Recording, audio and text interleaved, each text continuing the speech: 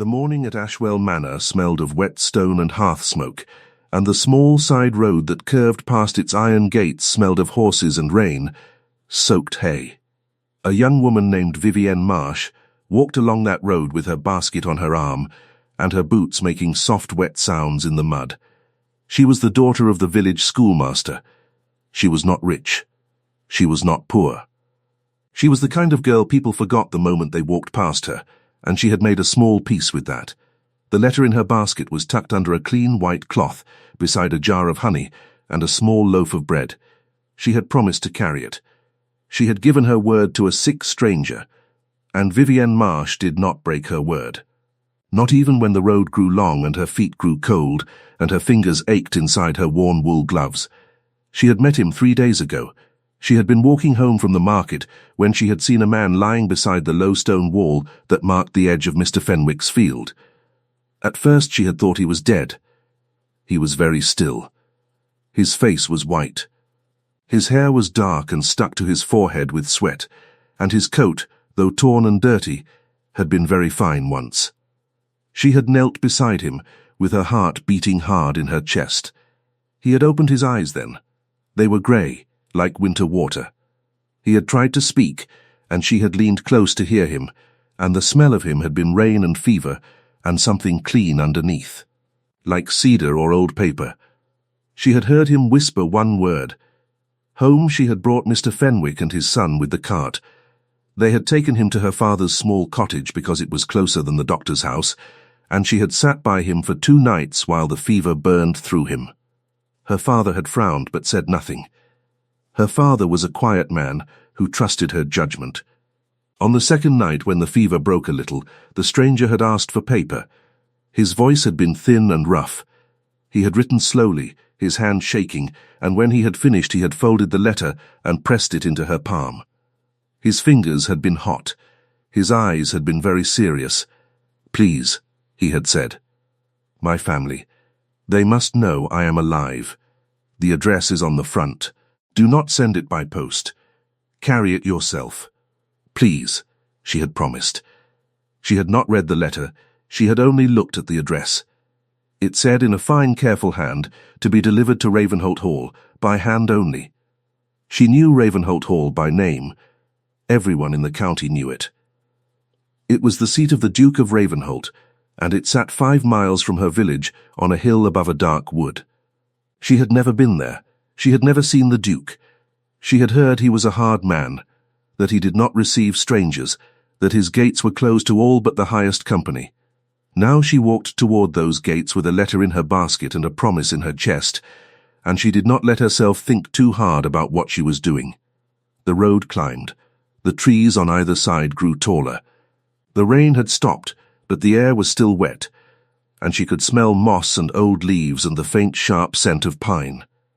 A bird called once, high and thin. Her breath came out in small white clouds.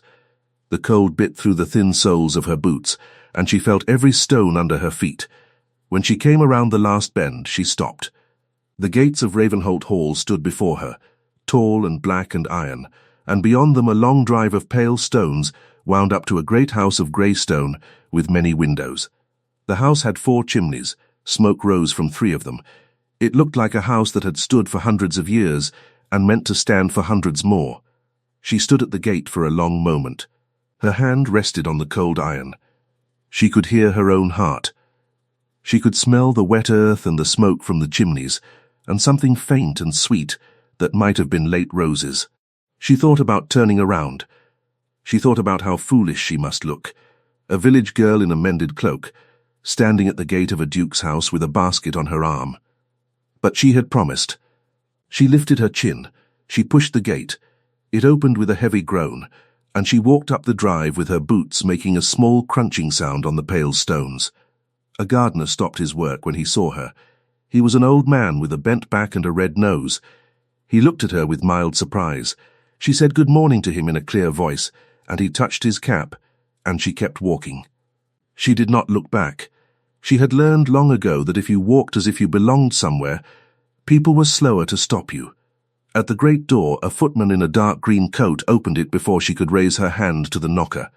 He looked at her with the kind of blank face that servants of grand houses wore when they were about to send someone away. His eyes travelled from her muddy boots to her plain bonnet. "The tradesman's entrance is at the back," he said. "I am not a tradesman," Vivienne said. Her voice was steady. She was surprised by how steady it was. "I have a letter for the family of a sick gentleman I have been caring for. He asked me to bring it myself. He said it must not be sent by post." The footman's face did not change. "The family does not receive strangers at the door. I am not asking to be received," she said.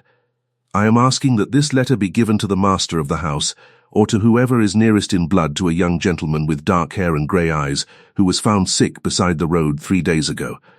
The footman looked at her a little longer.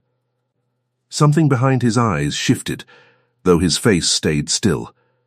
He held out his gloved hand for the letter. Vivienne did not give it to him. She held her basket a little closer. "I promised I would place it in the hand of his family myself. I will wait." There was a small silence. She could hear a clock ticking somewhere inside the great hall behind the footman. She could smell beeswax and cold stone and, very faintly, coffee. "Wait here," the footman said at last. He closed the door. She stood on the wide stone step and waited. The cold came up through her boots. Her fingers, wrapped around the basket handle, began to ache. She did not stamp her feet or blow on her hands. She stood very still, because that was what she had been taught to do when she was being watched, and she was quite sure that she was being watched from at least one of the many windows above. She counted the stones in the step. There were 7 long ones. She counted the buttons on her cloak. There were 5. She adjusted her gloves. This was her small private routine. It steadied her. She had done it 100 times in 100 rooms where she had felt out of place, and she did it now. The door opened. A different man stood there this time. He was older than the footman. He was tall and thin, dressed all in black, with white hair combed neatly back. His face was long and grave. He looked like a man who had spent 40 years opening doors for people more important than himself and knew exactly how much attention each visitor deserved. He looked at her carefully. He did not sneer. He did not smile. He simply looked. "You have a letter," he said. His voice was quiet. "Yes, sir," Vivienne said. "For whom?" "For the family of a sick young gentleman I have been caring for. He gave me this address and asked me to deliver it myself." He said no post. The old man's eyes flickered. It was a very small movement, but she saw it. "Describe him." "He is perhaps 27. Tall, dark hair, grey eyes. His clothes were fine but torn. He had a small scar just above his left eyebrow. He spoke like a gentleman, even in fever. He asked for home." The old man was quiet for a long moment. Something worked behind his face that had nothing to do with what he was showing her. He drew a slow breath through his nose. "Come inside," he said. She stepped into the hall of Ravenholt Hall. She had never been in a room so large in her life. The ceiling was so high she thought a bird could fly loops beneath it. The floor was checkered black and white marble. A great staircase rose at the far end. There were portraits on the walls, dark and old, of men in wigs and women in stiff gowns. A fire burned in a huge stone fireplace, and the warmth of it reached her cheeks even from the door. She smelled beeswax more strongly here, and old wood, and coffee, and something like dried lavender. Her wet boots made a small dark mark on the marble. She saw the old man notice. He did not mention it. "This way," he said. He led her across the hall. Her steps sounded very loud in the great space. He opened a door on the right and gestured her through into a smaller room. It was a drawing room, warm and softly lit, with green silk on the walls and a fire in the grate. 2 women sat on a long sofa near the fire. One was old. She wore a black gown and had white hair piled neatly under a small lace cap. Her hands were folded in her lap. Her face was pale, but her eyes were sharp and clear. She sat very straight. The other was younger, perhaps 30, with pale gold hair and a fine cream dress. She was beautiful in a hard, polished way. She looked at Vivienne with the expression of a woman who has just found a stain on her tablecloth. "Grandmother," the old servant said. This young woman brings a letter. She says it is from a gentleman she has been nursing. She has described him. Describe him again, the old woman said. Her voice was low but strong. Vivienne did. She said everything she had said at the door. The old woman closed her eyes for a moment. Her hands, folded in her lap, tightened until the knuckles went white.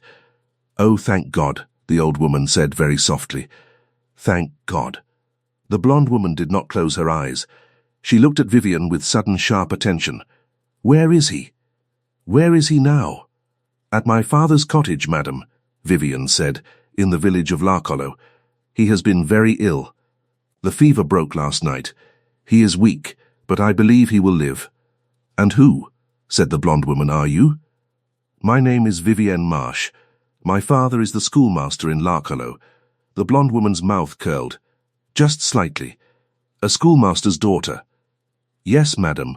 Give me the letter. Vivienne looked at the old woman. The old woman opened her eyes. They were grey, like the sick stranger's. She held out one thin hand. Vivienne stepped forward and set the letter gently into that thin hand. The old woman held it for a long moment before she opened it. Her fingers trembled a little. She broke the seal. She read. Her lips moved without sound. When she reached the end, she pressed the letter to her chest and closed her eyes again, and a single tear ran down her cheek. He is my grandson, the old woman said. She opened her eyes. She looked at Vivienne directly. You have saved his life.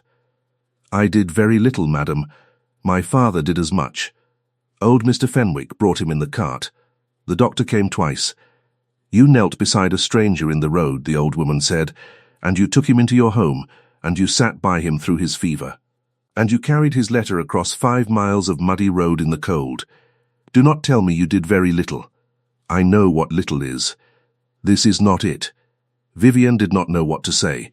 She lowered her eyes. Sit down, child, the old woman said. Perth, bring tea. And send for the carriage. We leave for Larcollo within the hour. The old servant bowed and left.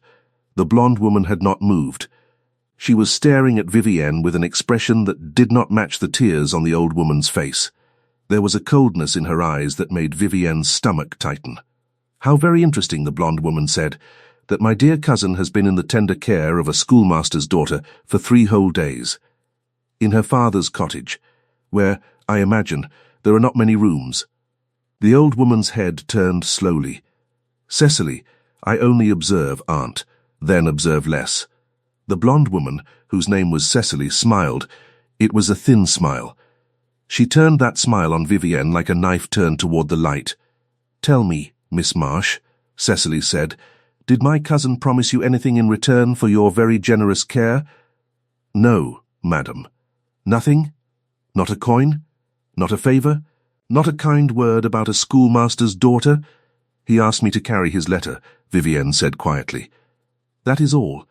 And yet here you are, in a duke's drawing-room, having demanded to place the letter in the hands of the family yourself. How very careful of you. The old woman's voice cut across the room like a bell. Enough. Cecily's smile did not change. Vivienne sat very still. Her hands were folded on top of her basket. She did not look at Cecily. She looked at the fire. She counted the logs. There were 4. She adjusted her gloves. She breathed slowly. Tea came. She drank it because it was offered, and because refusing would have been rude. The tea was very hot and smelled of something faintly like flowers. She had never tasted tea like it before. She would remember the taste for a long time. The old woman's name, she learned, was the Dowager Duchess of Ravenholt. The young man in her father's cottage was her grandson. His name was Alistair Vane, and he was the eldest son of the Duke of Ravenholt, and he had been on his way home from a long journey when something had happened to him on the road. Robbers, most likely. He had lost his horse, his purse, and very nearly his life. Vivienne had not known any of this. She had only known that a sick man in the road had asked for help, and she had given it. She had not known that the young man whose fever she had watched break was the future Duke of Ravenholt. She set her teacup down very carefully. Her hand did not shake. She was proud of that. Within the hour, as the Dowager Duchess had promised, a great black carriage stood at the door. Vivienne was placed inside it, across from the dowager and beside a maid. Cecily rode with them. Cecily did not speak on the journey. She looked out the window with a small, tight smile that did not reach her eyes. The carriage smelled of leather and lavender water. The seat was so soft that Vivienne almost forgot she was in it. Outside, the wet fields rolled past, and the trees dripped, and a thin grey light lay over everything. She watched her village come closer, and she felt strange, as if she were seeing it for the first time. At her father's cottage, the dowager climbed down from the carriage with the help of the footman and looked at the small stone house with an expression Vivienne could not read. Then she walked to the door and rapped upon it with the head of her cane. Vivienne's father opened. He blinked at the sight of the great lady on his step. He was a small man with kind, tired eyes and ink stains on his fingers, and he stood aside without a word. Inside, in the small back room where Vivienne had made up a bed with the best linen the house owned, Alistair Vane lay against a pile of pillows. He was awake. He was pale. His dark hair was combed back from his forehead. He had shaved. He looked up when the dowager entered, and his grey eyes filled slowly with tears he did not let fall. "Grandmother," he said. "You wretched boy," the dowager said softly, and she went to him, and she took his hand in both of hers, and she pressed it to her cheek. Vivienne stood in the doorway. She watched. She felt like a stranger in her own house. She stepped back into the little parlour and closed the door quietly to give them their moment. Cecily was in the parlour. Cecily had not gone in. Cecily looked at the small, tidy room, at the mended curtains, at the plain wooden chairs, at the shelf of her father's schoolbooks. Cecily's small, tight smile grew a little tighter. "How very quaint," Cecily said. "How lucky my cousin was to fall into such a nest of humble virtue." Vivienne did not answer. She went to the kitchen. She put on the kettle. She listened to the murmur of voices from the back room. She did not cry. She did not think she had any reason to cry, and even if she had, she would not have done it while Cecily was in her house. Alistair Vane stayed at her father's cottage for 6 more days. He was too weak to be moved sooner. The Dowager Duchess would not leave him. Rooms were taken at the village inn for the Dowager and her maid and, unfortunately, Cecily. Every morning the Dowager came to the cottage and sat by Alistair's bed and read to him from a book of poems. Every afternoon Vivienne took him broth and bread and sat with him for a little while and asked how he was feeling. He did not speak much at first. He was still very tired. But he watched her. She would feel his grey eyes on her when she moved about the little room, when she poured his broth, when she opened the window to let in the smell of the wet garden. He watched her the way a man watches a bird he does not want to frighten. On the 3rd day, when she was straightening the blanket at the foot of his bed, he said, "Miss Marsh." "Yes, sir?" "Alistair. My name is Alistair." "Please." She did not look up. "That would not be proper, sir." Then Mr. Vane. "Yes, Mr. Vane." He was quiet for a moment. "You did not know who I was when you found me?" "No, sir, I did not. You would have helped me either way." She looked up then, because it was not a question. "Yes, Mr. Vane, I would have." He nodded once, slowly, as if she had confirmed something he had already decided. His grey eyes held hers for a long moment. It was the kind of moment where time seemed to stretch, where she noticed the small things. The way the pale light from the window fell across the plain quilt, the way his hand rested loose and open on the blanket, the way her own breath had gone very quiet in her chest. She looked away first, because if she had not looked away, she was not sure what she would have done. "Thank you," he said. "You are welcome, Mr. Vane." She left the room. And in the hall she pressed one hand flat against the wall for a moment before she went back to her work. Cecily made a visit to the cottage each day as well. Cecily always brought some gift for her cousin, a book, a jar of preserves, a warm shawl. She always spoke to him in a warm, sweet voice. She always ignored Vivienne unless it was to remark on some little thing. "Miss Marsh, my dear, does your father allow you to wear your hair loose like that in the day? How informal you country girls are." "Miss Marsh, do be careful with that cup. It looks as if it might chip." "Oh, I see, it has already chipped. Well, never mind. Miss Marsh, you must sit with us. My cousin is so bored. He will take company from anyone. Vivienne answered each remark with quiet courtesy. She did not sharpen her voice. She did not lift her chin. She simply kept her face still and did her work. She had learned early in life that the surest way to disappoint a cruel person was to refuse to be wounded where they could see. But she noticed something. Alistair noticed too. On the 5th day, when Cecily was sitting by the fire in the little parlour and speaking of some ball in London she wished to attend, Alistair sat up in his bed in the back room and asked to be brought his boots. Vivienne told him he was not well enough to walk. He said he would walk anyway. He took her arm. He was heavier than she expected, and warmer. And he smelled of clean linen now instead of fever, and she could feel his heart beating fast under her hand. They walked together into the parlour. Cecily looked up in surprise. Alistair said, in a calm, quiet voice, "Cousin, I do not wish to hear any more from you about Miss Marsh's cups, her hair, or her father's cottage. If you cannot manage that, I would prefer you to wait for the dowager at the inn." Cecily's mouth opened, then it closed. She looked at Vivienne with a look that was no longer even trying to be a smile. "Of course, cousin," Cecily said. "I only sought to be pleasant." "Then be silent," Alistair said. "It is nearly the same thing." He sat down in the chair by the fire, and he did not look at Cecily again. Cecily rose stiffly and left the cottage without another word. Vivienne stood by the door with her hand still on Alistair's arm. Neither of them moved for a moment. Neither of them spoke. Outside, a bird was calling in the wet garden. The kettle was making a soft first sound on the hearth. She felt his arm tremble very slightly under her hand, and she knew he was still very weak. And she knew he had used the last of his strength to say what he had said. "You should not have done that," she said quietly. "You are not strong enough." "I am strong enough for that," he said. She helped him back to bed. He fell asleep almost at once, his hand curled loosely on the blanket. She stood by the bed for a long moment, looking down at him, at his dark lashes against his pale cheek, at the small scar above his left eyebrow. Her chest felt strange. She turned and went out and did not look back. On the 6th day, Alistair was strong enough to be moved. A great carriage came from Ravenholt Hall, and blankets were piled inside, and a hot brick was set at his feet, and he was carried out on the arm of a footman. The Dowager Duchess turned to Vivienne on the front step of the cottage. "You will come to Ravenholt on Sunday," the Dowager said. "You and your father. Your Grace, that is very kind. But on Sunday, Miss Marsh, at 3 o'clock. I will send the carriage." Vivienne curtsied.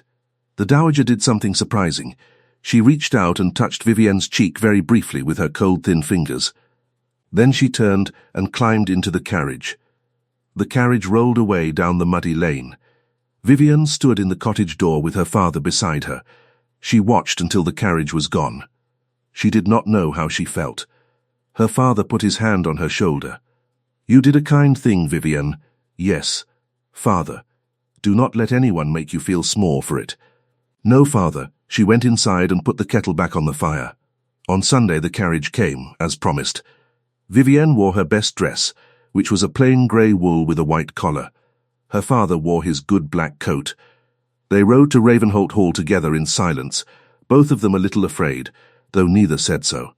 At the great house they were received by the Dowager in the green drawing-room. Alistair was there. He rose from the sofa when Vivienne entered. He was thinner than he had been 3 days before, but he was standing on his own, and there was colour in his face. He bowed to her. He bowed to her. She curtsied. She felt her cheeks grow warm and hated herself for it. Tea was served. Her father, who was a shy man with strangers, grew slowly less shy under the Dowager's careful questions. The Dowager asked him about his school, about his students, about the books he taught from. She listened. She asked good questions. Vivienne watched her father grow a little taller in his chair, and she loved the Dowager for it. Cecily was there too. Cecily was quiet. Cecily did not look at Vivienne. After tea, Alistair asked Vivienne if she would walk with him in the long gallery. The Dowager nodded her permission. They walked slowly, because he was still tired, The gallery was very long and lined with portraits, and cold sunlight fell in bars across the floor. The floor smelled of beeswax. His footsteps were slow and uneven beside hers. "My father is away in London," he said. "He returns next month. He does not yet know what happened to me on the road." "I understand. I will tell him everything, including what you did. There is no need, Mr. Vane, there is every need." He stopped walking. She stopped too. He turned to face her. His grey eyes were very serious. "Miss Marsh, I do not know how to say this without saying it clumsily, so I will say it clumsily. Please forgive me." She waited. "You did not know me," he said. "You had no reason to help me. You had every reason to walk past. You did not walk past. You stopped. You knelt in the mud beside a stranger. You took me into your father's house. You sat by me through my fever. You promised a dying man that you would carry his letter to his family, and you kept the promise. Though you had never seen my family and had no reason to believe they would receive you kindly. My cousin did not receive you kindly. I saw. I am sorry. You have already spoken to her, sir. I have. It is not enough. It will not be enough for some time." She looked away at a portrait of a stern man in a wig. "Mr. Vane, please, I do not need anything. I did not do it for anything." "I know," he said. "That is why I mean to give you something anyway." She looked back at him. "What?" "Not money," he said quickly. "I know you would refuse money. Not gifts. I know you would refuse gifts. Something else. A promise." "What promise?" "That if you ever need anything, at any hour, in any trouble, in any hardship, from now until I am in the grave, you have only to send word to Ravenholt Hall, and it will be done. Not because you saved my life, because you would have done the same for any man in the road, and the world has too few people like that, and I mean to be one of the ones who guards them." She stood very still.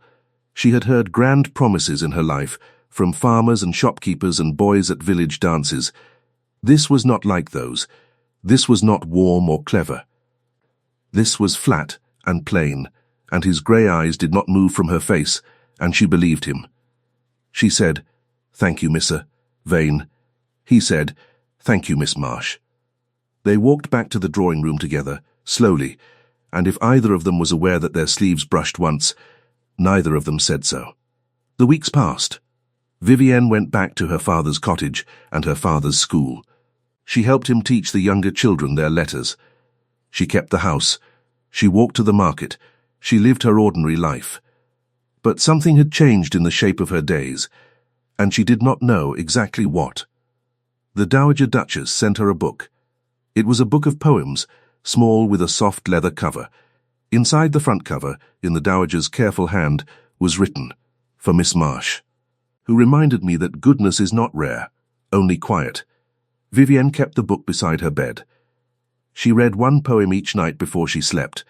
Alistair sent nothing at first. She thought perhaps he had returned to London or wherever a duke's son went, and that his promise had been kind, but forgotten. She told herself that this was fine. She told herself she had not expected anything else. Then, one afternoon, Mr. Fenwick came to the cottage.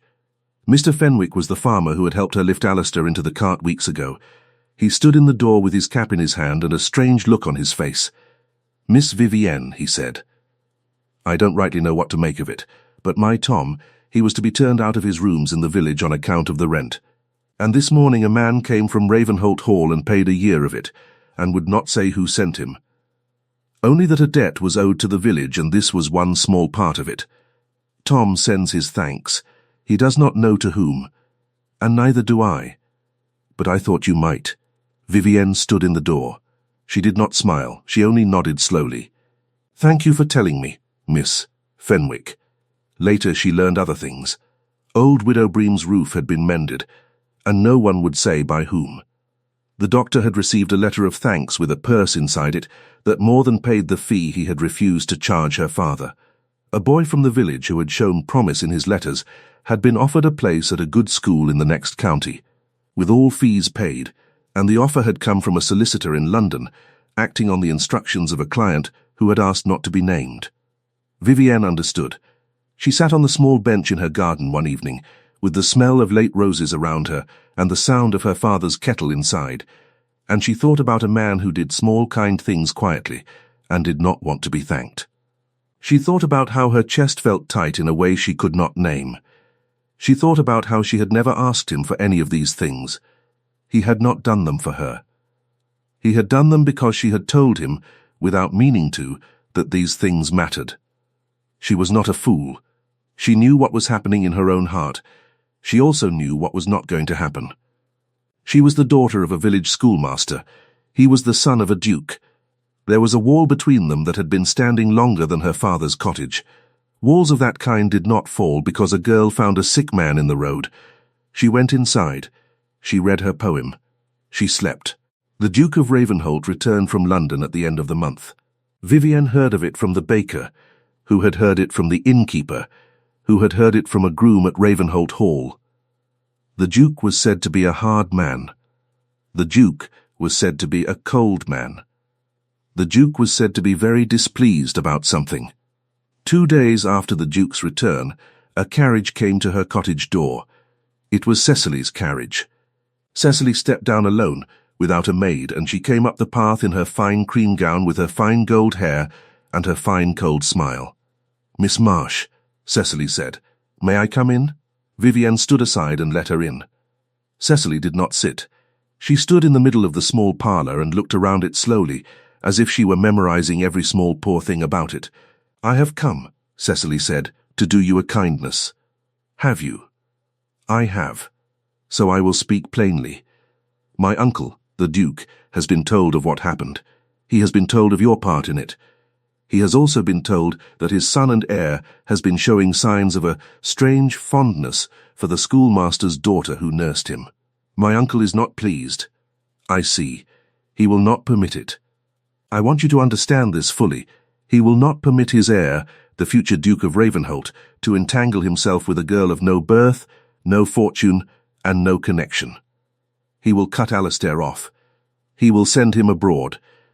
He will destroy any prospect Alistair has of a future in England, if that is what it takes. Do you understand me, Miss Marsh? Vivienne stood very still. I understand your words, madam, and do you understand what I am saying? You are saying that if there is any affection between your cousin and myself, it must not go further for his sake. Precisely. Vivienne looked at Cecily's cold blue eyes. She saw, beneath the show of kindness, something that was not kindness at all. Cecily was not warning her out of love for Alistair. Cecily wanted something for herself. Vivienne did not know exactly what, but she could see the shape of it. She had grown up watching people in a small village, and she knew what a hungry face looked like even when it was smiling. I understand you perfectly, madam, Vivienne said quietly. Good, Cecily's smile grew. Then I shall trust that you will do the right thing. You will refuse to see him. You will refuse his letters. If he comes here, you will send him away. Please leave, madam, Cecily blinked. I beg your pardon? I have heard you, Vivienne said. Please leave my father's house. Cecily's smile fell. Just for a moment, before she pulled it back into place, Vivienne saw the woman underneath. Cecily was very small, under her fine dress. Cecily was very frightened, under her fine hair. You are a fool, Cecily said in a voice like a knife on stone. You are a fool if you think a man like Alistair Vane will marry a schoolmaster's brat with dirt on her hem. He will use you and forget you, and you will be left with nothing but a ruined reputation, and a father who has to teach the sons of the men who laughed at his daughter. That was the sentence. Vivienne would remember it, word for word, for the rest of her life. She would remember exactly how the light fell in the small parlour.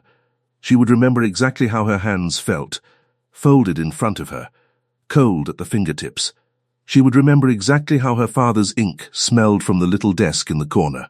She would remember it not because she believed it, but because it was the first time in her life that another human being had tried to make her feel small in her own home, and she had refused. Good day, madam, Vivienne said. Cecily left. The door closed behind her hard enough to make the teacups in the cupboard rattle.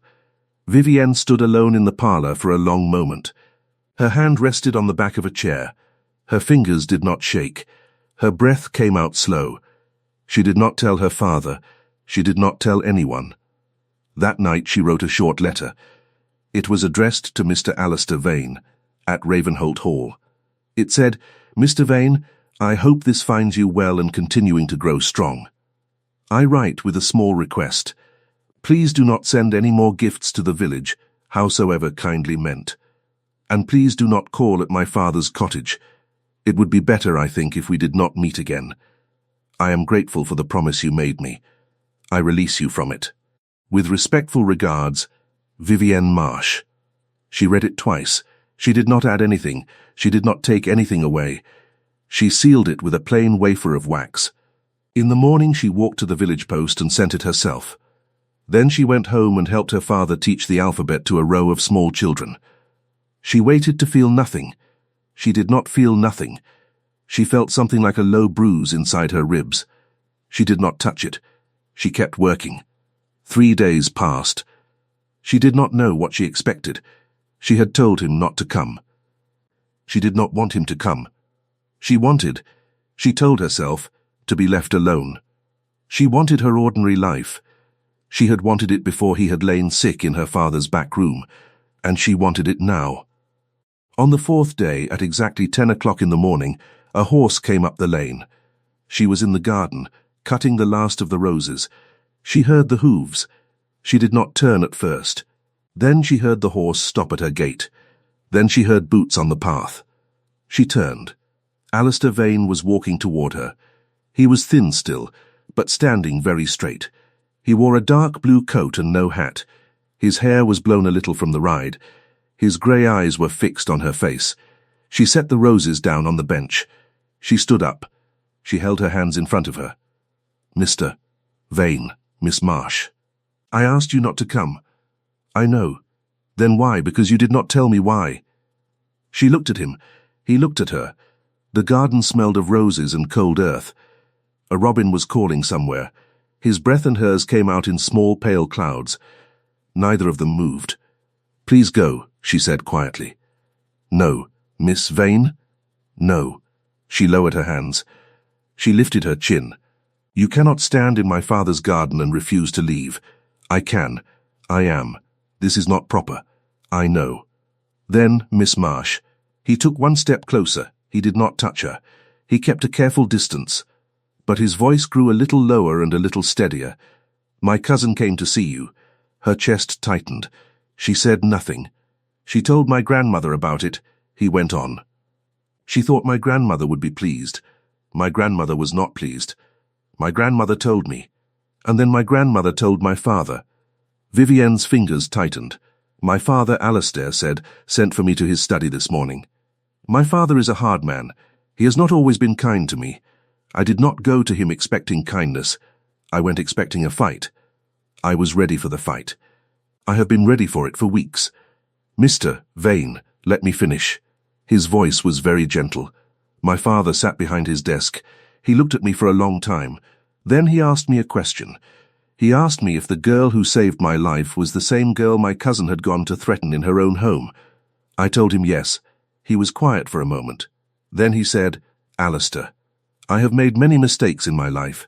I will not make the mistake of trying to keep my son from a woman with more honor in her small finger than half of London has in its whole body. Go. Ask her. If she says yes, bring her to me. If she says no, come home and drink with me, and we shall not speak of it again." Vivienne stared at him. He drew a slow breath. "I told my father I would not ask you to marry me today. I told him it was too soon. I told him I have not earned it. I told him I do not want to press you when you have every reason to be afraid of what my family can do to yours.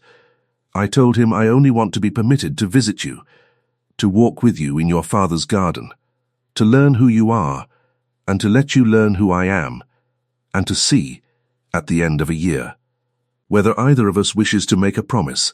Her eyes were burning. She would not let them fill. "He agreed," Alistair said, "and now I stand here, in your father's garden, and I ask you, Miss Marsh, not for a promise, not for an answer, only for a year, only for the right to knock on your door in the ordinary way, and to be sent away in the ordinary way if you do not care to see me, and to come back another day if you do." He stopped. He waited. The robin called again in the hedge. A cart rattled past on the lane, far off. Her father, inside the cottage, coughed once and rustled a page. The wind moved a strand of hair against her cheek, and she did not lift her hand to move it. She could feel her heart in her throat. She could feel the cold air on her face, and the warm sun on the back of her neck, and the weight of the small pruning knife still in the pocket of her apron. She thought about a sick stranger in the road. She thought about a folded letter pressed into her palm by a hot hand.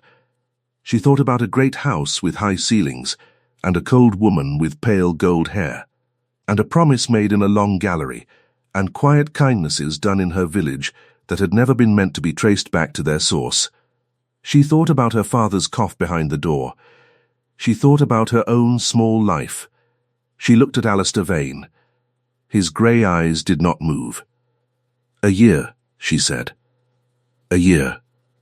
He said, "You will not send me gifts I cannot use. I will not. You will not embarrass me before my neighbours. I will not. You will come as an ordinary man. I will try. You will not try. You will do it." The smallest smile touched the corner of his mouth. "I will do it." She looked down. She looked up. She held out her hand. He took it. Only her hand. He did not step closer. He did not kiss her fingers. He simply held her hand in his, cold to cold, and let it be enough. "Thank you, Miss Marsh," he said very quietly. "Thank you, Mr. Vane." He released her hand. He bowed to her. He walked back down the path. He mounted his horse.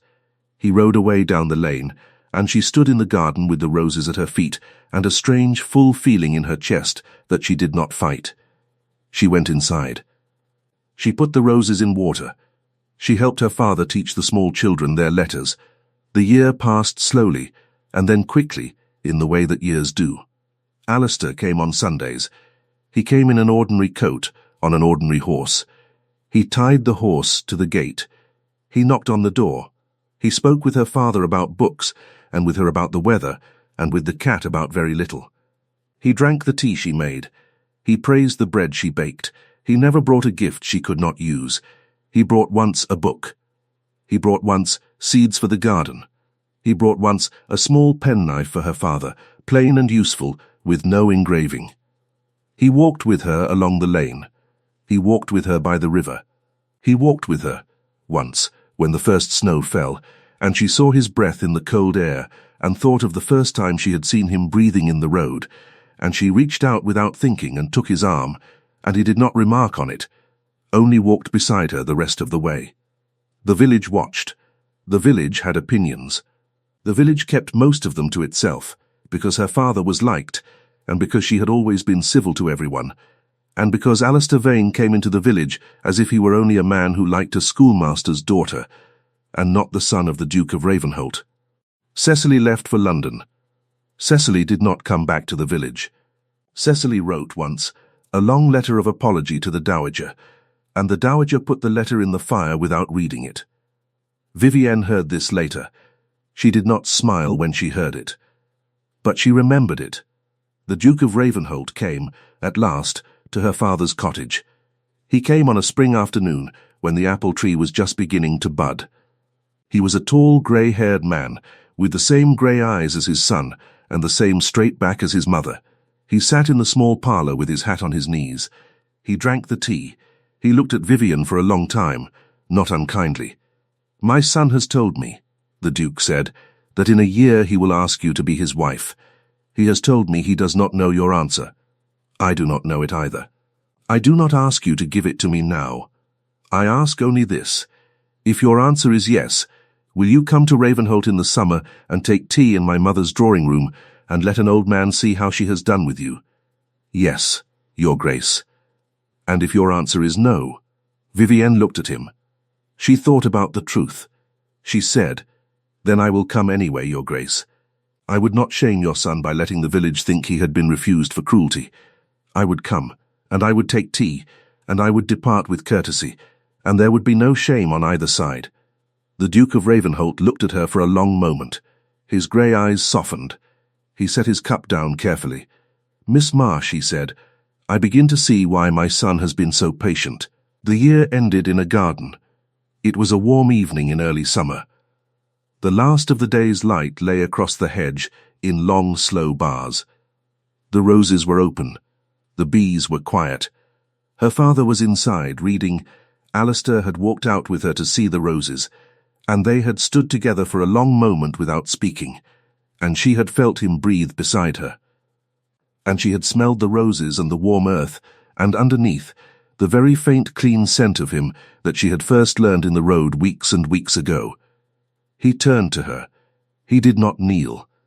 She was grateful that he did not kneel. He would have looked wrong on his knee in her father's garden, and he had never done a thing that looked wrong.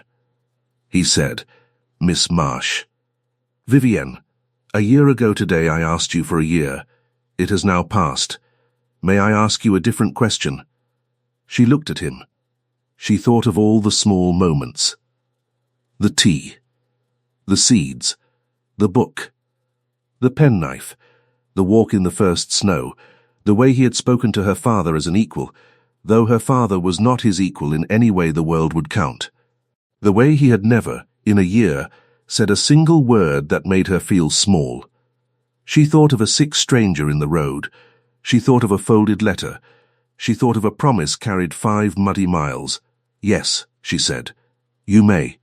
He asked. He asked, plainly. There was nothing fine or fancy in the asking. He asked her if she would marry him, and if she would be his wife, and if she would live with him at Ravenholt and elsewhere, and if she would let him try, for the rest of his life, to be worthy of the day she had knelt in the mud beside a stranger. She said yes. He took her hand. He did not kiss her mouth. He kissed the back of her hand, once, gently, in the ordinary way. Then he set her hand against his cheek for a moment, and she felt the warmth of him and the roughness where he had missed a small patch shaving that morning, and she smiled, a real smile, from deep inside for the first time in a long time. They walked back to the cottage together. Her father was waiting at the door. He had known. Of course he had known. He shook Alistair's hand. He kissed his daughter's forehead. He blew his nose loudly into a large handkerchief and pretended he was only cold. They were married that autumn, quietly, in the small village church with the mended roof. The Dowager Duchess came. The Duke came. Half the village came. Cecily did not come. Cecily had by then married a widower in Bath and was not spoken of at Ravenholt. The Dowager Duchess gave Vivienne on the morning of her wedding a small brooch that had belonged to her own mother. She pinned it to the collar of Vivienne's grey wool gown, over the white lace her father had bought her, and she said, "You will do very well, my dear. You have already done very well." At the wedding breakfast, Alistair rose to speak. He was not a man who liked speaking before others. He did it anyway. He said, in a plain, quiet voice that carried through the small room, that a year and some months ago he had lain sick in a road, and that a young woman had knelt beside him, not knowing who he was, and had promised to carry his letter home. He said that she had kept the promise. He said that she had, in doing so, given him back not only his life but his belief in the world. He said that all a man could hope to do, in the years remaining to him, was to try, in small, quiet ways, to be worthy of such a promise. He said he intended to try. He raised his cup. The room was quiet. Then the room drank. Vivienne, sitting beside him in her grey gown with the small brooch at her collar, looked down at her plate for a moment. Then she looked up, and she looked at her father across the room, and her father was smiling, and she smiled back. A year later, on a spring morning at Ravenholt Hall, Vivienne stood at the tall window in the green drawing-room. Her hair was pinned up. Her dress was plain, and she still wore mended stockings underneath, because she saw no reason to throw out perfectly good ones. Outside, on the pale drive, her husband was helping an old gardener carry a heavy pot. The gardener was the same old man with the red nose who had touched his cap to her a year and a half before, on the day she had come with a letter in a basket. Her husband was laughing. The gardener was laughing. She heard a soft step behind her. The Dowager Duchess, older now, came to stand beside her at the window. Together they watched the two men in the drive. "He is happy," the Dowager said quietly. "I have not seen him this happy in 20 years. Do you know why?" Vivienne did not answer. Because he lives in a house, the dowager said, where the schoolmaster's daughter he married is not afraid of anyone, and where an old gardener is allowed to laugh, and where letters from strangers are still opened by hand. That is why. Vivienne felt the dowager's thin fingers slip through hers. Outside, a bird called once, high and clear. The wind moved through the young leaves. Somewhere in the kitchen someone was boiling water for tea. The smell of it drifted up faintly on the warm spring air, and Vivienne breathed it in. And she thought that if she had known, on that muddy morning long ago, what a single letter would bring her, she would not have believed it. But then, she thought, she would have carried it anyway. She would have carried it exactly the same. Because a promise made to a sick stranger in a road was a promise made to every stranger in every road, and she had never known how to break one. She squeezed the dowager's hand. Outside, her husband looked up at the window and saw her, and he smiled, and she smiled back, and the ordinary miracle of a day began again. And so it was that a schoolmaster's quiet daughter, who once walked 5 muddy miles with a stranger's letter in her basket, came at last to a house that opened its doors not to her name, but to her heart, and never closed them again.